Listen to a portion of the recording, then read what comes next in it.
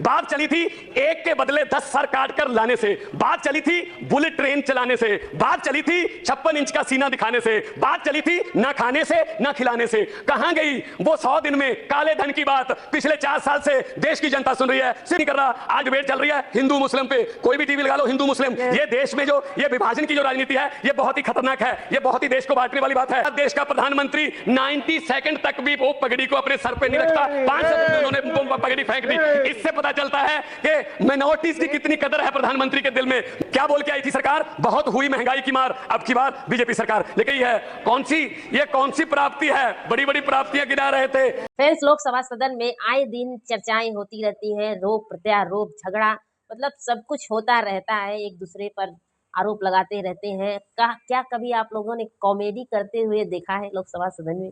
और क्या किसी मुख्यमंत्री को कॉमेडियन देखा है? नहीं देखे? चलिए आपको मिलवाते हैं पंजाब के मुख्यमंत्री भगवंत मान सिंह जी, जो अपने कॉमेडियन अंदाज में सभी को हंसाते हैं लोकसभा सदन में। चलिए वीडियो को स्टार्ट करते हैं। अच्छा लगे तो लाइक कर दीजिएगा, चैनल पे नए तो सब्सक्राइब कर लीजिएगा। अच्छा नहीं है मैडम, वही सब ऑर्डर में आप बोलते जाओ। मैं क्या बोलूं? हाँ। मैडम, मैं इस नो कॉन्फिडेंस मोशन के पक्ष में बोलने के लिए खड़ा हूं। मैं अपने टीडीपी वाले मित्रों से संवेदना रखता हूं। मैं उनसे वो कहना चाहता हूं कि ये पहला वादा नहीं है जो मोदी जी मुकरे हैं। ये स्वामीनाथन का वादा करके भी मुकरे हैं, ये 2 करोड़ नौकरियां देने का वादा करके भी मुकरे हैं। ये मुकरने के माहिर हैं, इसलिए मैं आपसे संवेदना रखता हूं, आपके पक्ष में हूं। इसलिए मैं ये कहना चाहता हूं, आज मेरे मित्र जो हैं, जो बोल रहे थे, आज मेरे मित्र बीजेपी के जो जितने भी बीजेपी के जितने भी मेरे मित्रों ने आज स्पीच दी, लगभग सभी में उन्होंने कहा हम सभी राज्यों को लोकतांत्रिक तरीके से सरकारें चलाने के लिए अधिकार देते हैं। क्या दिल्ली को आप देश का हिस्सा नहीं मानते? दिल्ली में आप क्या कर रहे हैं? दिल्ली में चुने हुए मुख्यमंत्री, दिल्ली का चुना हुआ मुख्यमंत्री 9 दिन तक एलजी के वेटिंग रूम में उसके घर में उसको मिलने के लिए वेट कर रहा है। 9 मिनट नहीं मिले उसको मिलने के लिए। क्या ये लोकतंत्र है? 4 राज्यों के मुख्यमंत्री आए, उनसे भी एलजी नहीं मिले।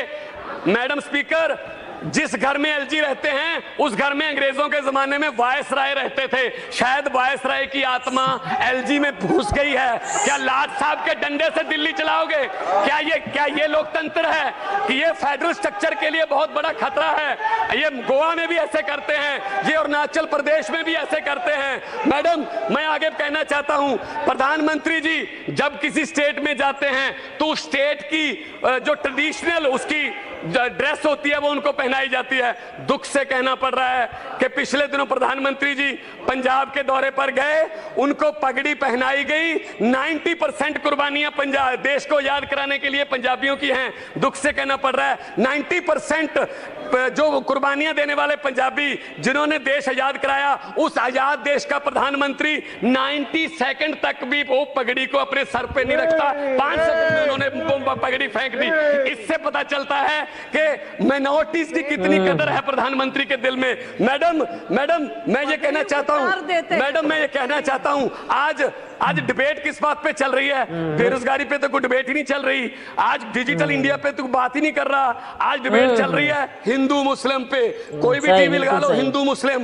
ये देश में जो ये विभाजन की जो राजनीति है ये बहुत ही खतरनाक है, ये बहुत ही देश को बांटने वाली बात है। मैडम, पेट्रोल और डीजल के भाव कहां चले गए?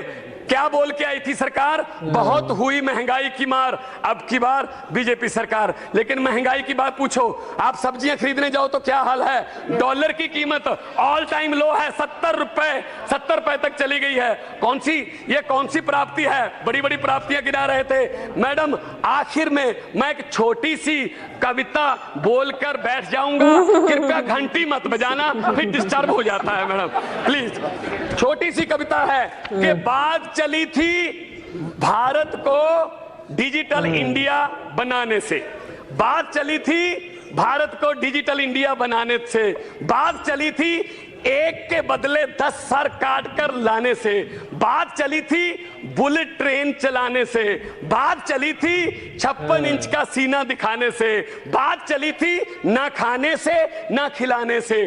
कहां गई वो 100 दिन में काले धन की बात?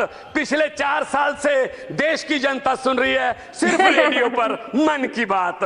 चौकीदार देख रहा है, चौकीदार देख रहा है, और लोग बैंकों को चूना लगाकर भगौड़े हो रहे हैं, और लाखों पढ़े लिखे नौजवानों के सपने आंखों के सामने पकौड़े हो रहे हैं। अब तो साहब के ऑफिस से मेन्यू बनकर आता है कि हमने क्या पहनना है और हम क्या खाने वाले हैं। मोदी जी अगले 6-7 महीने में आप जाने वाले हैं, कृपया जाते जाते ही बता दीजिए कब आए। वाह तुसी ग्रेट पाजी ग्रेट, इतनी अच्छी खिंचाई की है सरकार का, बीजेपी की योजनाओं का, कि कोई बात ही नहीं रह गई, कुछ बची ही नहीं, सारी बातों को समाहित कर दिया अपने कविता में। अब क्या चाहिए बताइए। ऐसे ऐसे मुख्यमंत्री हैं जो कि मोदी को तो शर्म नाम की चीज़ नहीं रह गई है। क्या क्या कोई कितना दिन चिल्लाएगा इनके पीछे, इनके झूठ कभी नहीं जाएगी। कब जनता को आप अपना विश्वास दोगे? नहीं दोगे तो पद छोड़ के हट जाओ, बस बात खत्म।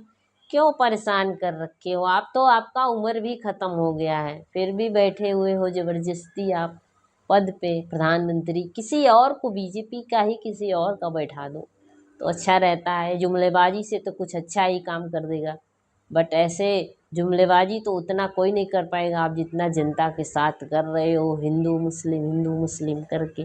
कब तक देश हमारा हिंदू मुस्लिम में लड़ेगा बताइए।